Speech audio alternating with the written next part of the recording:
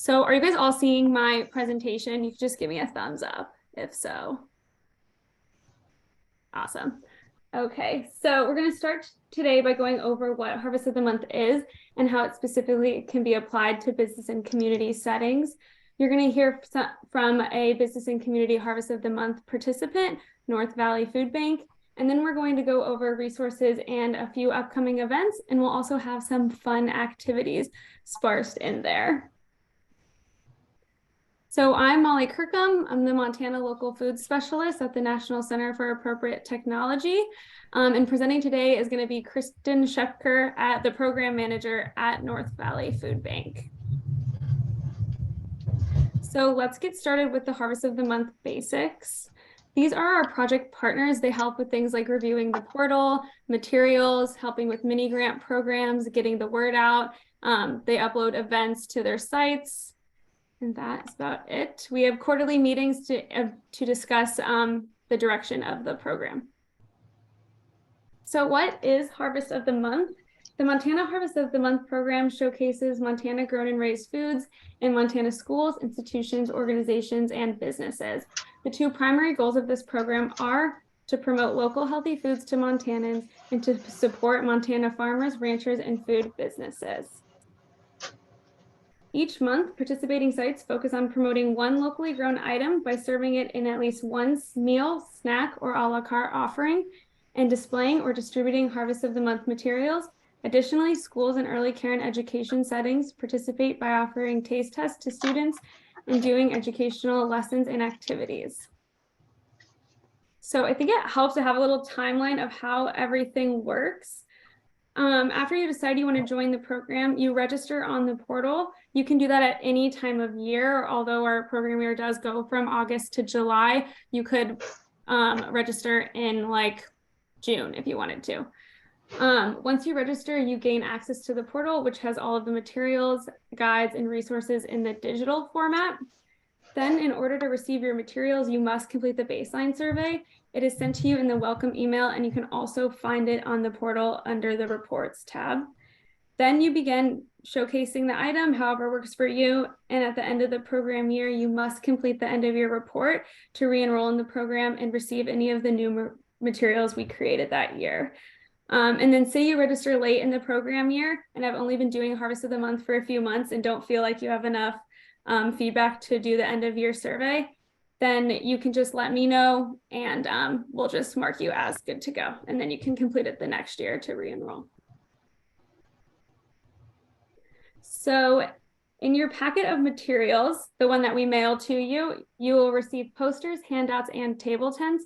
However, we don't have table tents for each item. It all depends on what funding we have for that particular item.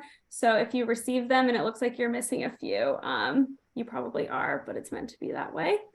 And then on MontanaHarvestOfTheMonth.org, you gain access to recipes, printable recipe cards, Harvest of the Month videos, and ClipSci. So you receive the Harvest of the Month videos, Farm to Cafeteria guides and resources, Harvest of the Month in action, which just shows how other sites have implemented it and can be a great tool to look through to see how you might want to do it. And then relevant events and funding opportunities. And you can always contact us for technical assistance. And we have other opportunities in our monthly newsletters. And we also post on the site about our mini grant programs. So this is what one of the pages looks like. You only have access to these pages when you log in. So you have to be registered for the Harvest of the Month as a participant to access these. On the left, you can see all the different materials Harvest of the Month offers. These are posters, handouts, newsletter content, table tents, signs, menu templates, graphics, and then we will go through what a few of these look like. So here is an example of the poster on the left. It comes to you 18 by 24, but we do have different sizes that you can print online. And then next to that is an example of what the table tent looks like. It's a small thing you just set on the table, and that's the back and the front of it. And then there are 3 different types of handouts that you will receive in the mail. All business and community sites receive the cafeteria, classroom, and home handouts. This is the cafeteria handout, and it includes fun facts, storage, selection, recipes, cooking and gardening tips, and nutritional information. These are great to have displayed in the cafeteria or cafe, anywhere where you're serving food or people can pick up food. And then the Harvest of the Month at Home handouts are for sites to hand out to folks to take home. You do only get one copy of each of the handouts by mail, but they are available for print, and you can copy them if you'd like to distribute them. And then this is the Classroom Bites handout. It's pretty similar to the cafeteria handout, but it does have an activity for like schools and such to do. So that is all that's available that we send to you tangibly.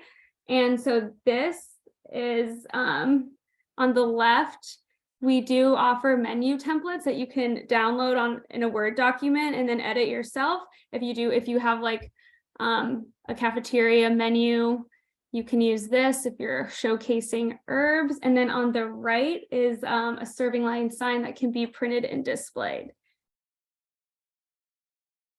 These are recipe cards that can be uploaded to your site, used in your newsletter or social media, or printed and distributed. And on the back of these is a cute little herbs graphic. This is the newsletter and social media content document. It's this is full of ready-made posts for Facebook, Instagram, Twitter, or your newsletter. We create these for sites to be able to easily incorporate Harvest of the Month in their social media, newsletters, and websites. You're welcome to come up with your own content as well, or edit these how you see fit, but this is just so that you can easily post about your Harvest of the Month participation. And then this is the calendar this year. We do not change it every year, but if we create a new material, we tend to mix things up a little bit. For example, this past year, we created materials for herbs. So we added herbs to September and then took off winter squash. And while it's great to follow the calendar, if it works for you to switch something up or use a retired item, we do have all the materials on the site still. And you can just do whatever works for you. Like sometimes summer squash in August is much more easily accessible than cherries, for example. And then Harvest of the Month is offered for producers, healthcare, business and community, early care and education, and K-12 schools and after-school programs. We are going to talk specifically about the business and community requirements. Business and community is a broad category of many different entities with varying structures, so the requirements of the program will vary. Some serve food and participate in Harvest of the Month directly, such as grocery stores, food pantries, farmers markets, restaurants, and then colleges and universities. While others, like Extension, Food and Ag Development Centers, libraries, and other organizations implement Harvest of the Month through partnerships, events, and promotion. So the general requirements for the business and community sites are to form a team, showcase the item each month, promote to your outlets, and participate in evaluation. However, we know that not all business and community sites will implement Harvest of the Month the same. Your team should have a team lead, and we recommend including community partners such as MSU Extension, marketing professionals, your food service professionals, administrators, operations directors, and leadership. Any one of these positions can be the team lead. It's just the person who's taking the lead in Harvest of the Month. Showcasing includes serving in the cafeteria, grab and go section, produce section, or as a menu offering, and offering taste tests or samples, or hosting an educational activity. It's really whatever works for you. And then participating sites will also display and hand out materials, post on social media, put in their newsletter and on their website. It helps to just have it in a monthly newsletter, just have a section for it each time so that it's easy to remember. And then, as we talked about before, sites must complete the baseline survey after registration and then the end of your report to enroll in the program each year. This just helps us continue to apply for funding. And we know that not all business and community sites will look the same. I'm going to give you a few examples of how you might participate in Harvest of the Month based on your site. So restaurants and universities might participate by serving local foods and/or taste tests, hanging posters, and handing out recipe cards. University Extension and other organizations might work with schools and other community members to help implement Harvest of the Month through educational activities, taste tests, procurement, cooking classes, displaying posters, and distributing recipe cards and handouts. And they might join a school or preschool team or hold events and host booths for youths. Food pantries might host cooking classes, participate in local foods procurement and distribution, offer taste tests and Harvest of the Month activities, display posters, and hand out materials. Groceries can display posters, distribute recipe cards and handouts, offer taste tests, serve in a grab and go, and offer promotions or sales based on Harvest of the Month. And then farmers markets can contribute by displaying posters, handing out recipe cards and handouts, doing taste tests, and offering promotions based on Harvest of the Month.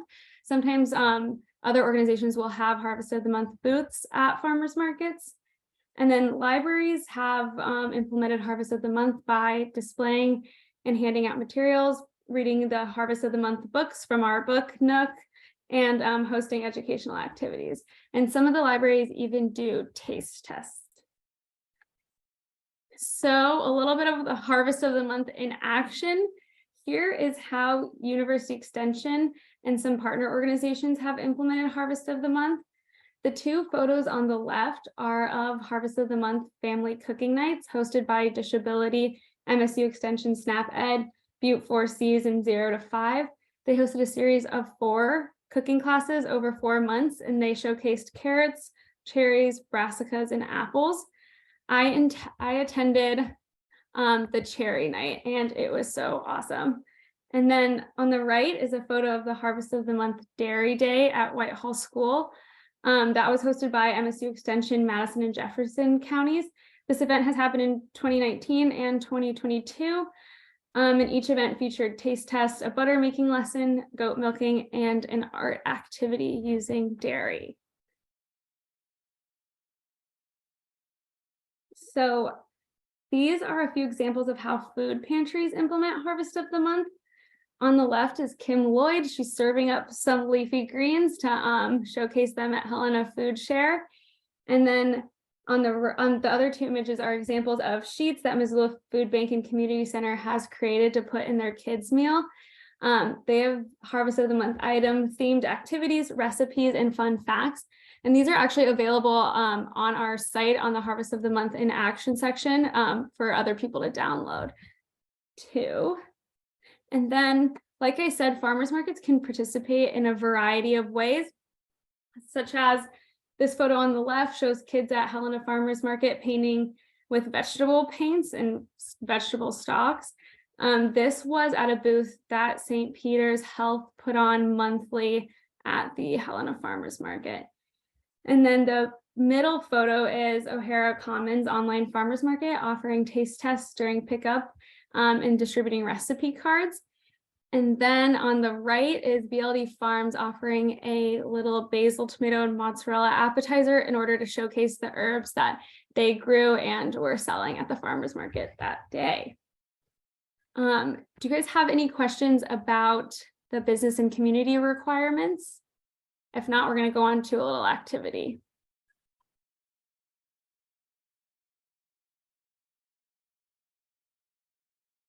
Okay. So, oh wait, first let me tell you some recommendations. So we do recommend to form a team. We recommend to create a partnership with schools, organizations, food pantries, preschools, and producers. Ease into Harvest of the Month and do what you can. We like people to do everything monthly, but if that is not in your capacity at the moment, I think just register, and sometimes you're only able to hang up the posters or hand out some recipe cards, and that is okay. Document your Harvest of the Month activities with photos and videos. Feature Harvest of the Month as a monthly section in your newsletters. Make sure all staff know about Harvest of the Month because they might want to be involved. Some sites find it beneficial to create a consistent schedule of when they do taste tests, educational activities, or serve that local food. And then read the Harvest of the Month newsletters. There's a lot of good funding opportunities because we do offer mini grants a lot of the time. And then we make sure to scour the web to find other opportunities for our sites. And then follow us on social media. Harvest of the Month has a Facebook account. Abundant Montana is also great. Montana Farmers Union and Montana Farm to School will have a lot of opportunities listed in their social media. And then post on social media and tag #MT Harvest of the Month, or send your content directly to me to be posted on the Harvest of the Month in Action page. And then here are some resources. Of course, the portal, that's where you're going to find everything. And like I said, you must log in to get those monthly materials. And then the Montana Farm to School site will also have a lot of trainings, events, and funding opportunities listed. And if you're ever looking for local food, the Abundant Montana Find Food and Farms tool is amazing. Okay, now it's time for the Montana Grown and Raised Foods quiz, using facts from our Harvest of the Month handouts. So I'm going to ask a question, and then it's going to be multiple choice. And in the chat, you're going to type what you think it is, and I will reveal the answer. So these are the kind of things you learn from the Harvest of the Month handouts. Okay, Montana is the #1 domestic producer of what pulse crop? I'll give you a second.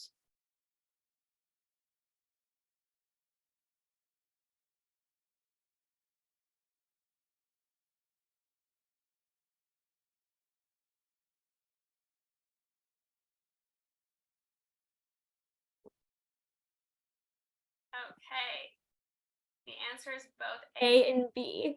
Montana is the #1 producer of peas and lentils in the US and ranks 3rd in chickpea production. Great job. Which of these cherry varieties are native to Montana?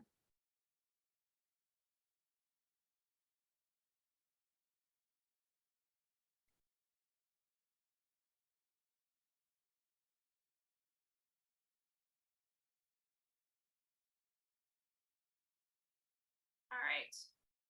B, choke cherry. The flathead cherries are not a variety of cherry, but the name refers to all sweet cherries grown in that region. The flathead cherry industry was actually established in 1895. And then choke cherries are a shrub-like member of the cherry family that are native to Montana and most of the US and Canada. And Native Americans have traditionally eaten the fruit and used other parts of the plant for medicinal uses. So that was kind of a trick question. Okay, which of these vegetables is not a brassica?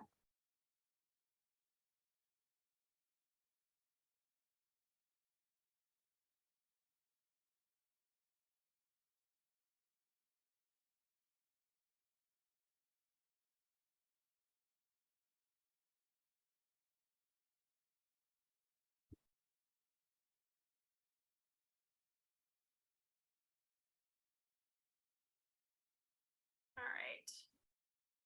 Beets are not a brassica. Brassica is a genus or group of closely related plants in the mustard family, and this includes broccoli, cabbage, cauliflower, collards, Brussels sprouts, and others. Which of these herbs grow wildly in Montana?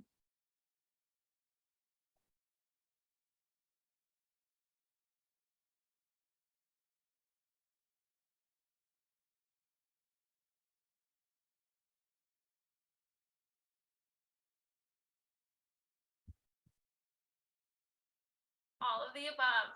And then traditionally, mint tea was so commonly drunk amongst Crow people that one of the Crow words for mint is the same as the word for tea.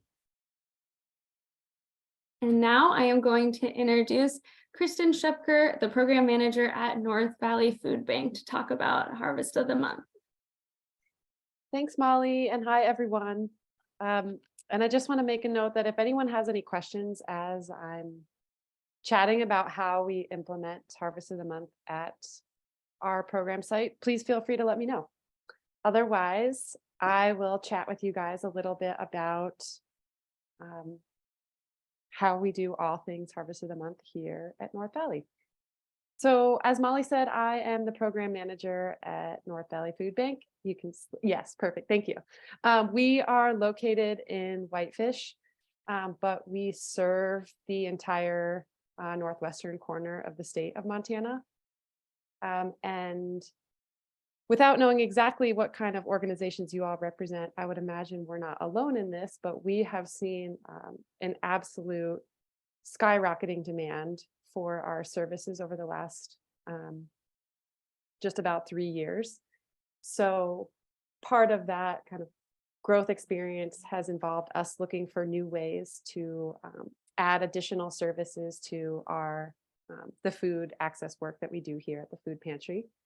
On that note, we we do distribute food here at our location in Whitefish through both our community grocery store, and we also offer a drive-through service. But we also touch a lot of the neighboring communities through our mobile pantry program, which we facilitate in Olney, Trigo, and Essex, where we bring food out to those communities, and local residents come and meet us there and pick up food from us. We also do a ton of deliveries of food products to program partners in all the areas I have mentioned on the slide there, from Browning to Yak, Troy, Libby, Eureka. So we are a small but mighty and busy organization. As a complement to our food access services, we facilitate some additional programming, which includes a home delivery program to homebound community members, mostly seniors who live in the area but aren't able to come to the food bank to access our services here. We also are working on rolling out a whole host of food and culinary education initiatives. That's really where a lot of the Harvest of the Month programming comes into play for us. But sometimes that takes the form of activities that we do with youth and other customers. We do a lot of taste tests, like Molly was talking about, via sampling. We produce dishes and snacks and drinks for our customers to sample while they're accessing our grocery store. We are also working on building out a suite of programs for primarily for youth, but also families. We've been doing some really successful family dinner events that I've been able to incorporate some of the Harvest of the Month teachings into. We run a really robust summer meals program as well. And then we have a couple unique programs that focus on the really kind of hyper local food system, where we process wild game donations at this time of year when hunting season is open. And then during the summer months, we work with local farms to harvest and glean produce that otherwise wouldn't be sellable by the farms.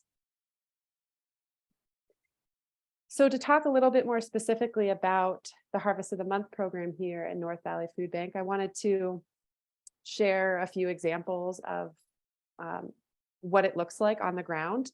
Molly gave some really great examples of how some other programs have done it. So you may hear some kind of duplicated efforts, but then I think each program, one of the big lessons for me in implementing Harvest of the Month has been figuring out how to tailor it to our unique customers, our program, like the physical infrastructure of our site. So I'll get into a little more of that in detail, but I think one of the key pieces for us at our organization that allows us to successfully implement Harvest of the Month is that we actually have a line item in our food purchasing budget specifically for local foods. So our organization has decided that it is a goal of ours to spend money within the local food economy. So that's really helpful because we know that we have a portion of our budget earmarked specifically for this. And there's also a lot of kind of growing recognition on a broader level around the importance of feeding local Montana foods to Montana residents and families. So I think we're part of a bigger movement there too that's heading in that direction. But in terms of what it specifically looks like on the ground, we hang up the Harvest of the Month posters each month. I have some of them behind me on the wall in my office. Those are some of the older ones, but then we display the monthly poster each month in our community grocery store. Um, just to kind of clarify what I mean by that, we call it a store, but to be super clear, anyone who comes to access that is um, receiving the groceries that they select from the store for free. So it's a no charge grocery store, if you will. So we have the posters displayed in the grocery store, strategically placed right near the checkout line in the grocery. So everyone passes right by the table with the poster as they're exiting the grocery store, which is really cool. Um, Oftentimes we will distribute, we love the Harvest at Home version of the handout that Harvest of the Month creates, because it's a really handy um, resource for us to be able to send folks home with from the grocery store. We also produce recipes. Sometimes we use the recipes that are provided, but oftentimes we actually create our own. And that's usually because of a few factors, including what's available to us at the food pantry, maybe what we have in abundance, or we just seek to produce recipes that are approachable, affordable, easy for our customers to replicate at home.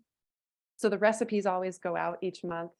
And as I kind of alluded to earlier, we do a lot of sampling. We have a commercial grade kitchen at our food bank. So in this photo, you're seeing, it's a roasted chickpea snack, which we made and served. And I believe we followed the Harvest of the Month recipe exactly on that one. And it was a huge hit. People loved it. We did this almost a year ago, and I still have people asking me about the chickpea snack. So that was super fun. And in this particular case, we actually purchased, I think we purchased like 500 pounds of dried chickpeas from Timeless Seeds, and we repackaged them to distribute the dried chickpeas as well to our customers, so they could take home, not only taste the snack, but then they could take home a bag of dried chickpeas along with the informational handout and the recipe. So really kind of equipping them with a little kit. Sometimes we actually build a more robust, like actual kit that has not just the Harvest of the Month ingredient, but also the other ingredients that would be needed to make the recipe that we're sharing out that week or that month. Molly talked about social media, but we try to photograph everything and post it on, primarily we use Facebook and Instagram with the Harvest of the Month hashtag. And then I also incorporate the kind of featured monthly foods into different kids activities and family events that we host as well.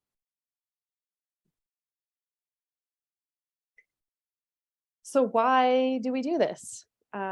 It's definitely some extra work to produce all the materials, create the displays, make sure the signage is up and clear and fun.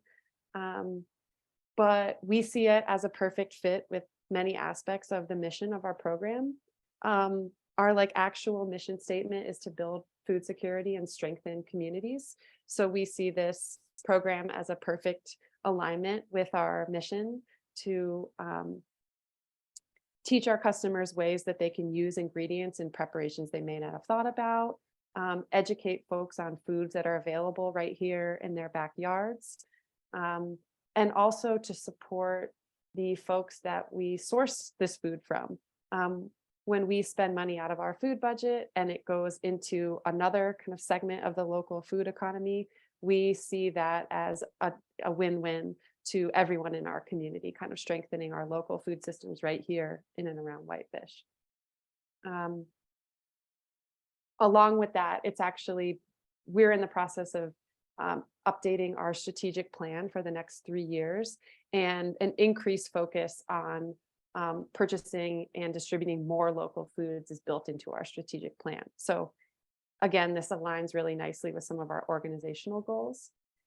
And then on the program side of things, it's been my personal goal to implement educational programming, as I was saying earlier, as a complement to the food access work that we do.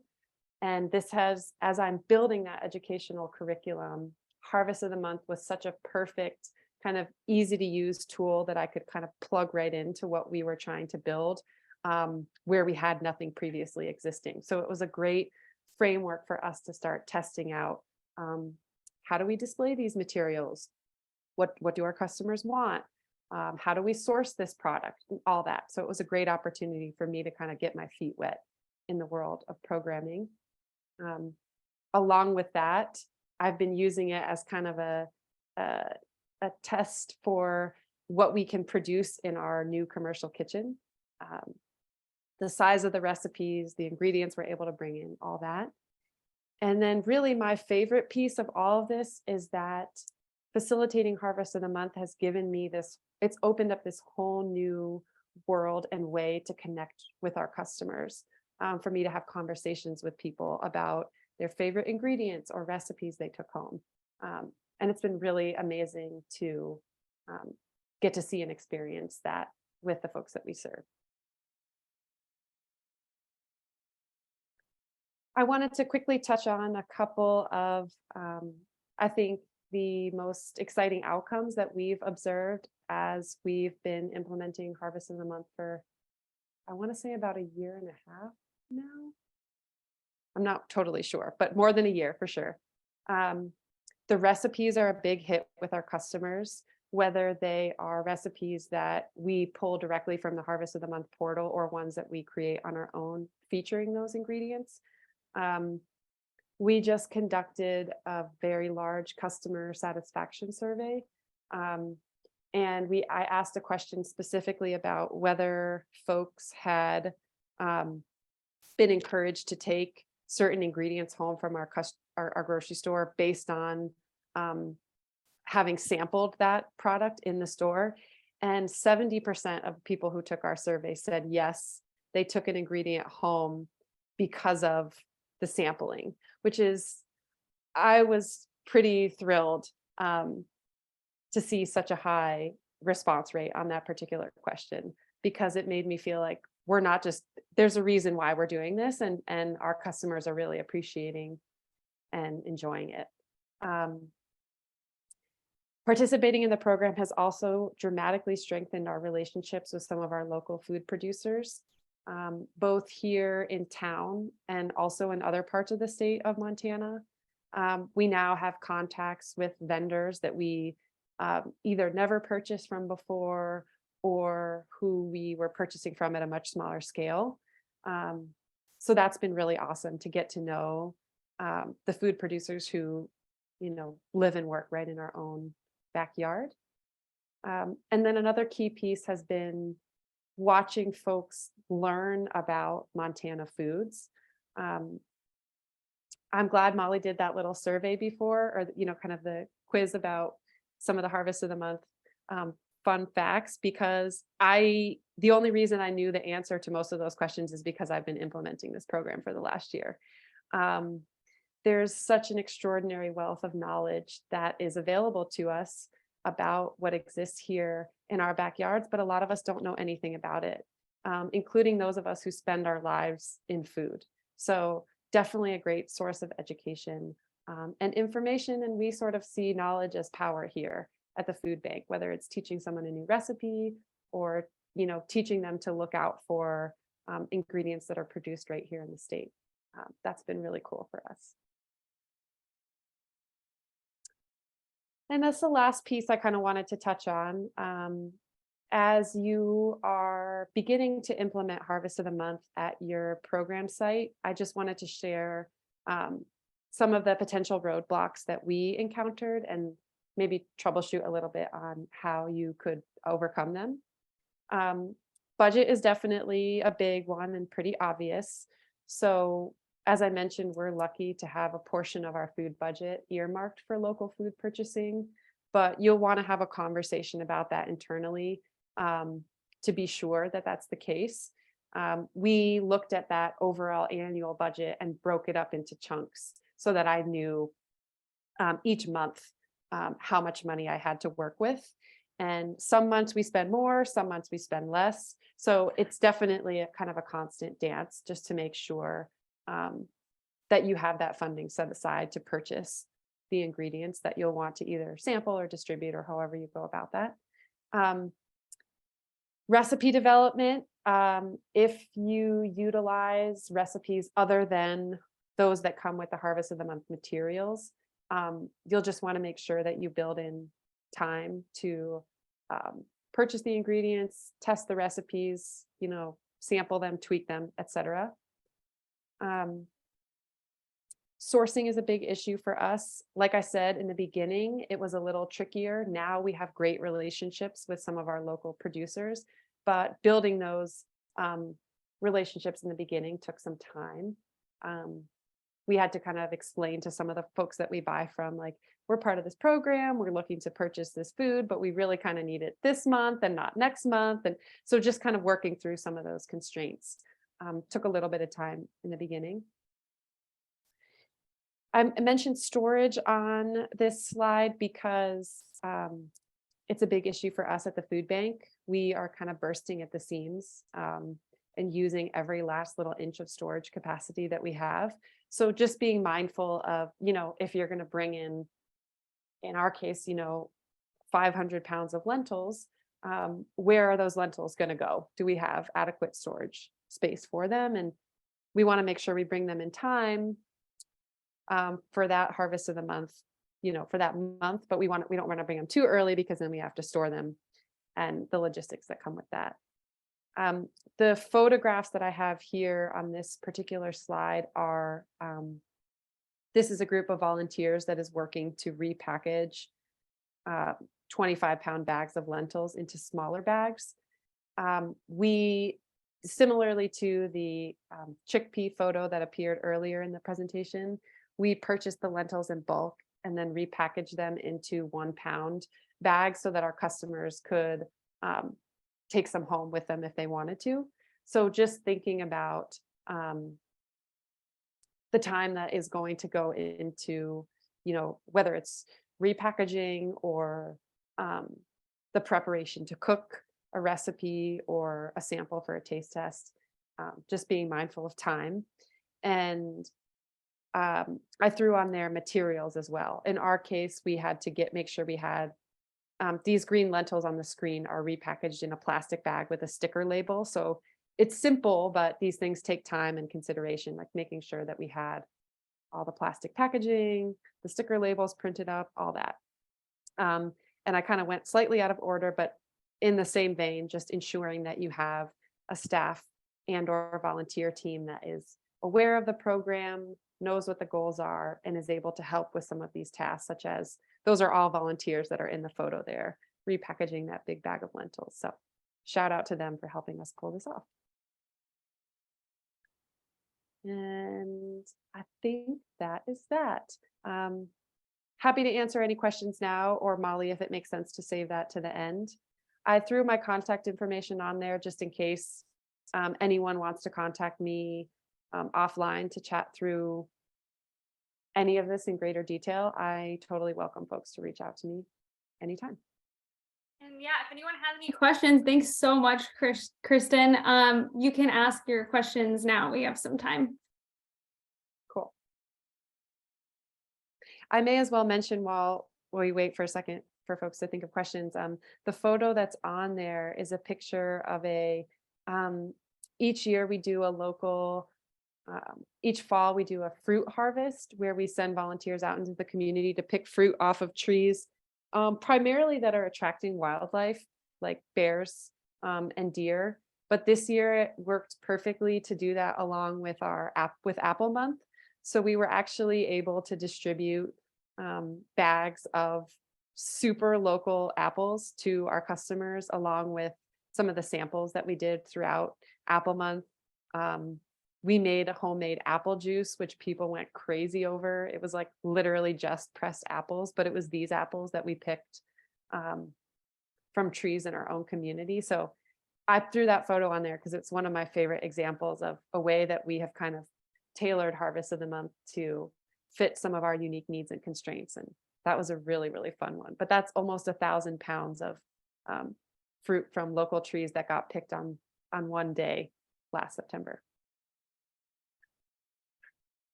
I have a question. That's so awesome about the apples. And so do you normally source directly from producers, or is it like equal between producers and distributors or food hubs? We're really kind of all over the map. That's a really good question. So I'm not sure what like geographical area the participants on this call represent, but we work a lot with Wicked Good Produce, which is kind of a local food hub in our area. They are also farmers, but they run a local food hub, and we have a really good relationship with them. So we will often purchase directly through them because they can source kind of all over the region. In other cases, I've had great success buying some of the pulses directly from Timeless, which we often will get through Western Montana Growers Co-op, so another food hub that we are using as kind of the vendor. And then in other cases, we're literally buying directly from local farms, especially in the warmer half of the year that exist in our community. So we're going straight to the farmers and saying, hey, can we buy 20 cases of broccoli from you, or whatever it may be. So that may not be a perfect answer, but it's like a little bit, it's sort of month to month, a little bit of all of the above. Awesome. Yeah. Thanks. Yeah. Anyone else have a question for Kristen?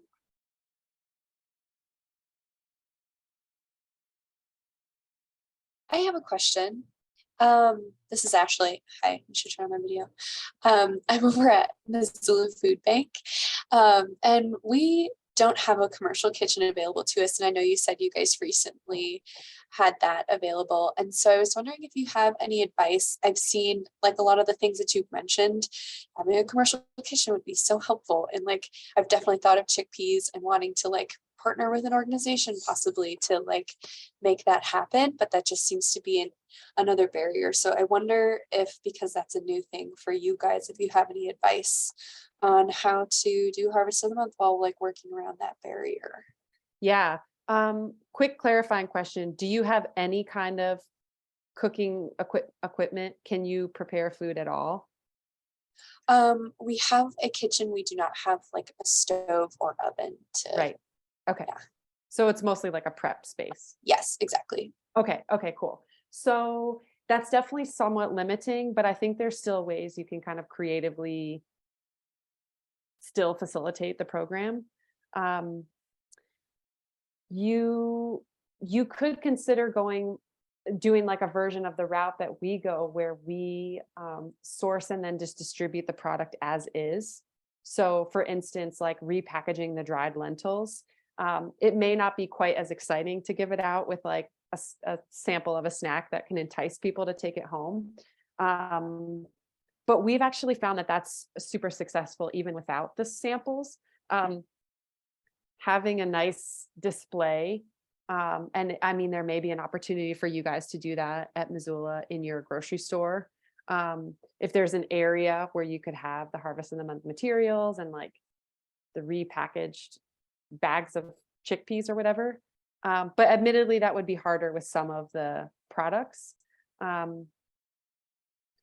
Let me think a little bit more about that, because it is, I don't want to say it's completely limiting, but you do have to, there are different considerations when you can't actually feed folks the food that you want them to try. But I don't think that means it's not doable. I think it would take a little bit of a different,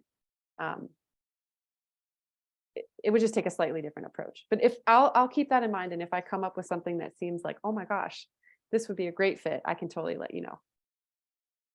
Thank you. I also have a question for Kristen and Ashley. So we've heard from classrooms that it would help to have like raw versions of recipes. So like simple prep, maybe it's just like chopping and mixing with like a salad dressing. Would that be helpful and something you guys could do in a prep kitchen? Yeah, potentially that could happen. Yeah, that's a good thought. Awesome.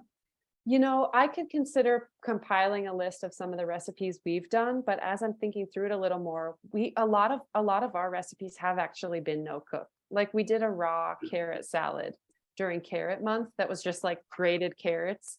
mostly, you know, we made a dressing, but we didn't have to cook anything for that. So that could totally be done in a prep kitchen. And sometimes when that's where you would have to do a little bit of your own recipe research. Like it would be awesome if Harvest of the Month itself did provide some of those raw or no cook recipes. I think that would kind of open doors for a lot of the programs that are in this position.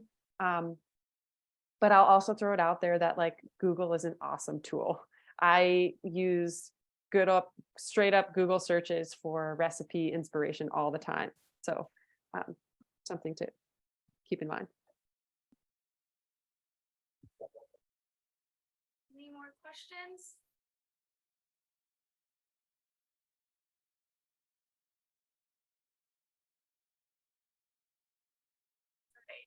Thank you so much, Kristen. That was awesome. I learned a lot. And now we're going to finish with some Harvest of the Month true and false trivia. So I'm going to make you guys get out the chat again. And I'm going to quiz you on what you've learned today. So just type a T or an F based on what you think the answer is.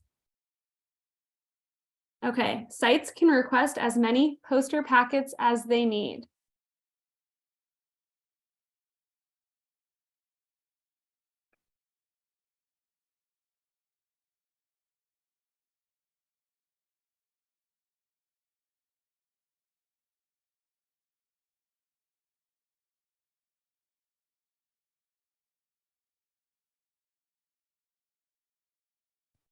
Right. True. Let us know if you could use more posters and we will get them to you. We have a lot in our inventory currently. And then sites must follow the Harvest of the Month calendar.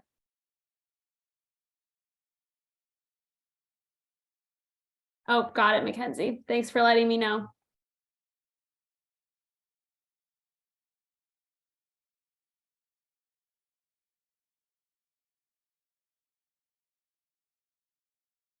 False. Do whatever works for you and use archived items too. Once I register for Harvest of the Month, I will receive the materials.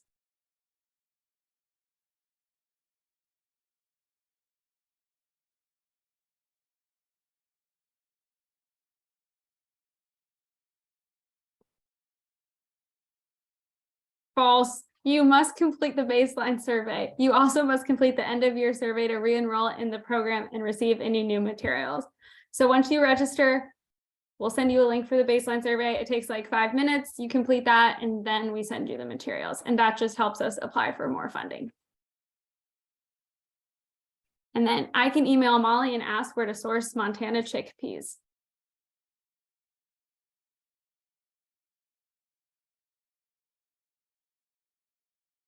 True or false?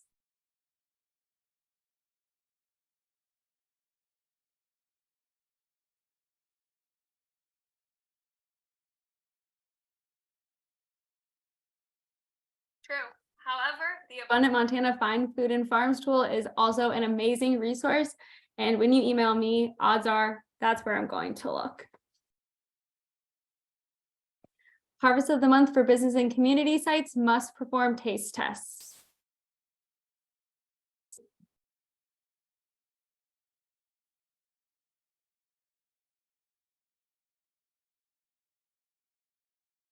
False, it's encouraged, but no worries if it doesn't work for your site. And then the 2 primary goals for Harvest of the Month are to promote local healthy foods to Montanans and to support Montana farmers, ranchers, and food businesses.